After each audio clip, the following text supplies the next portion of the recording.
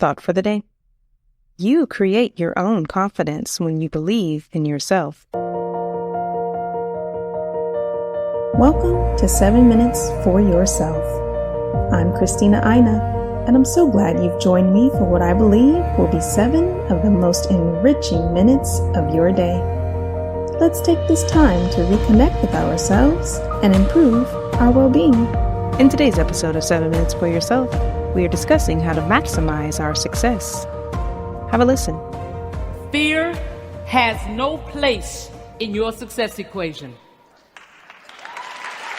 Fear has no place in your success equation. Can I hear you say it? Fear has no place in my success equation. And anytime I feel it creeping up the back of my neck, I remind myself of that old saying, fear is just false evidence of things appearing real. It's really not there. Because what's the worst that can happen if you take a risk and it doesn't work out? So you fail. But guess what? Failure always brings you a gift. And that gift is called experience. Now you know how to do it better.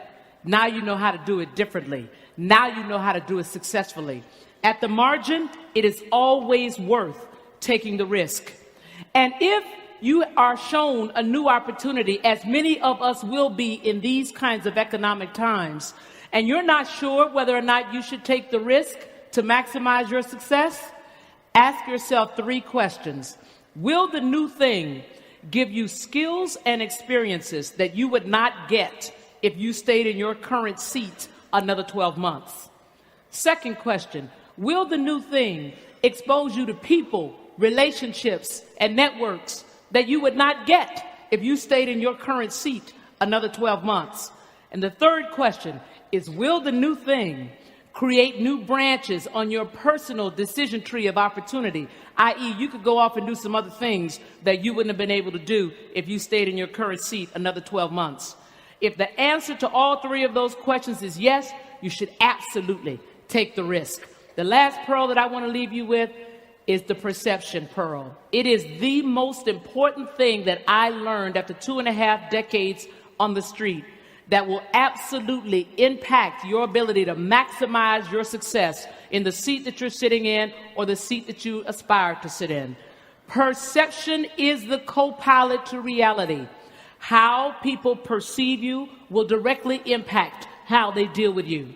And it's important that if you want to maximize your success, you should understand the perception that exists about you in the marketplace. What lens are they looking through when they are looking at you?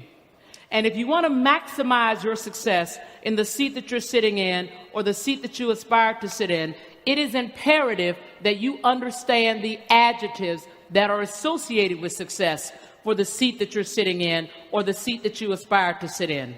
If you would like to manage a large group of people, but you are not perceived as being motivational, inspirational, and organized, it doesn't matter that you can.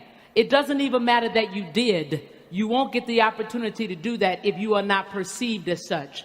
If you would like to manage a large P&L, but you are not perceived as being analytical, quantitative, strategic, doesn't matter that you can.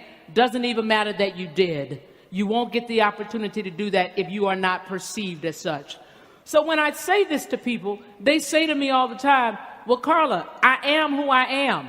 I can't make anybody think about me in a certain way. If you remember nothing else about our time together tonight, remember that you can train people to think about you in the way that you want them to think about you. And how do you do that? You pick 3 adjectives that you would like people to use to describe you when you are not in the room. And why do I say when you're not in the room? It's because all of the important decisions about your career will be made when you are not in the room. Compensation decisions will be made when you're not in the room. Promotion decisions will be made when you're not in the room. And new assignments will be given out when you are not in the room. So how do you want people to describe you when you're not in the room?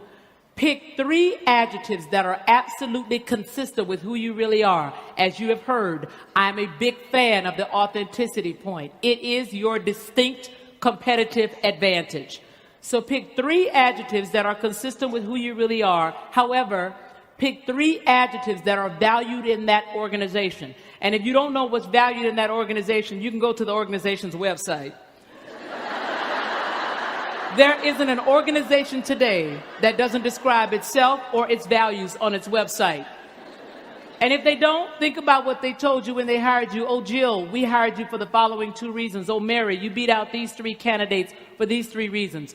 They told you then what they valued about you. So the trick is to continue to improve upon that which they value.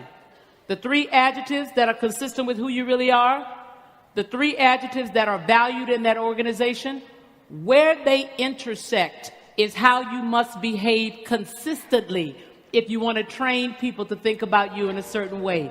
Consistent behavior around those 3 adjectives. That concludes today's episode of 7 Minutes for Yourself. Please take a moment to rate and review the show on Apple Podcasts. Today and every day with your kiddo is a gift. Enjoy it. Thanks for tuning in.